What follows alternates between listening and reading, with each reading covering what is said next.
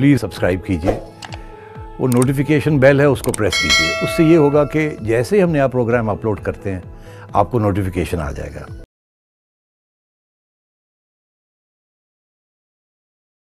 नमस्कार, मैं हूं शिखा तिवारी और आप देख रहे हैं प्रलय टीवी। दोस्तों, आज एक अच्छी खबर है। भारत ने लिपुलेख दर्रे को अपने साथ जोड़ लिया है।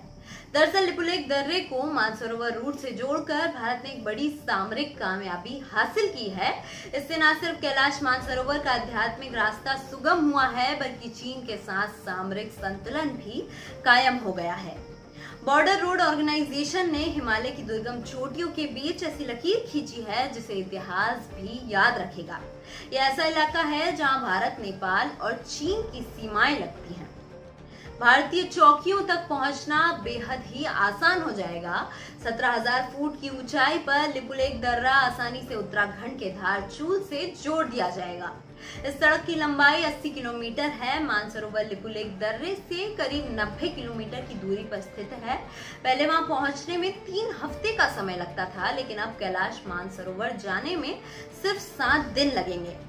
बूंदी से आगे तक 51 किलोमीटर लंबा और तावा घाट से लेकर लखनपुर तक का 23 किलोमीटर का हिस्सा बहुत ही पहले से निर्मित हो चुका था, लेकिन लखनपुर और बूंदी के बीच का हिस्सा बहुत कठिन था और उस चुनौती को पूरा करने में काफी समय लग गया था। इस रोड के चालू होने के बाद भारतीय थल सेना के लिए रसद और युद्ध सामग्री चीन की सीमा तक पहुंचाना आसान हो गया है। लद्दाख के पास अक्साई चीन से सटी सीमा अक्सर चीनी सैनिक घुसपैठ करते आए हैं। अगर तुलना की जाए तो लिंक रोड के बनने से लिपुलेख और कालापानी के इलाके में भारत सामरिक तौर पर भारी पड़ सकता है। 2 साल पहले चीन की सेना ने पिथौरागढ़ और बाराहोती में घुसपैठ करने की कोशिश की थी। इस लिंक रोड के बनने के बाद चीनी सेना ऐसी गुस्ताखी नहीं कर पाएगी। भारत के रक्षा मंत्री राजनाथ सिंह ने रिमोट से इस रास्ते का उद्घाटन किया है।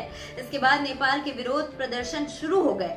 नेपाल सरकार ने इस पर सख्ती का ऐतराज जताते हुए लिपुलेख पर फिर से अपना दावा किया है। दूसरी ओर भारतीय विदेश मंत्रालय ने इसे सिरे से खारिज करते हुए कहा है कि सारा काम भारतीय सीमा के भीतर हुआ है। ये इलाका उत्तराखंड के पिथौरागढ़ जिले का हिस्सा है।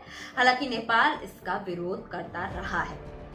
भारतीय सेना के लिए चीन के पैंतरे पर निगाह रखना जरूरी है। इस लिहाज से कालापानी सामरिक तौर पर बहुत ही अहम है। 1962 की लड़ाई के बाद से ही यहाँ इंडो तिब्बत बॉर्डर पुलिस यानी कि ITBP पेट्रोलिंग करती रही है। चीन बहुत पहले से ही अपनी सीमा तक इस सड़क बना चुका है।